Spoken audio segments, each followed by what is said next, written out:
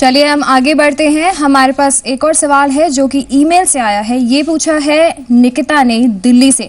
इनका सवाल है, इनको टैक्स सेविंग पर राय चाहिए। इनकी सैलरी है 28,000 मंथली। तो ये टैक्स सेविंग के लिए कौन कौन से ऑप्शंस देख सकती हैं? जी बलवंत जी।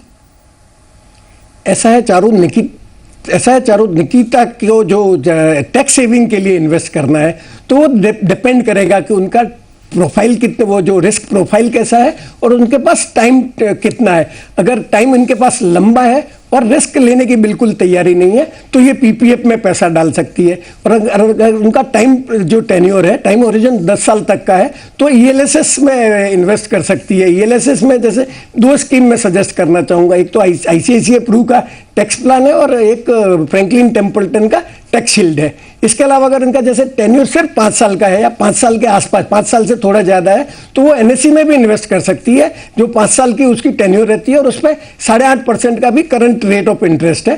परंतु एक बात और बताना चाहूंगा कि जो ईएलएसएस का जो पैसा मैच्योरिटी पे आता है वो एग्जेम्प्ट है, पीपीएफ पे इंटरेस्ट एग्जेम्प्ट है, पर ये जो एनएससी का जो ब्याज है उस पर आपको टैक्स लगता है। तो आपको ये आपकी जो इनकम है उसमें आपको ईयर आफ्टर ईयर इनकम में ऐड करना पड़ेगा। जी बिल्कुल, जैसे कि आपने बताया, हम आपसे एक और चीज पूछना चाहेंगे कि ईएलएसएस में आगे आप कैसे देखते हैं, इन्वेस्ट करना चाहिए या नहीं?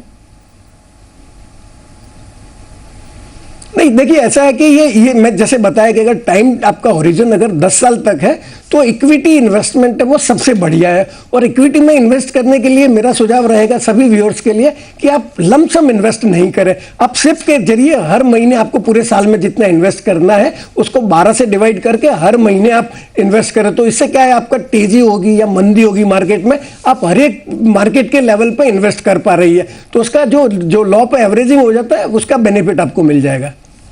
जी हाँ, तो बिल्कुल कि यहाँ पे काफ़ी हम ऑप्शंस देख रहे हैं। अगर आपको लॉन्ग टर्म के लिए देखना है तो आप पीपीएफ में कर सकते हैं। अगर आपका 10 साल का हॉरिजन है तो आप ईएलएसएस में कर सकते हैं। और अगर आपकी 5 साल की अवधि के लिए आपको इन्वेस्ट करना है तो वो एनएससी आपके लिए सेफ ऑप्शन रहेगा। चलिए, वक्त है अभी एक छोटे से ब्रेक का। हम कुछ और कॉलर्स के साथ हाजिर होंगे, आप बने रहिए हमारे साथ।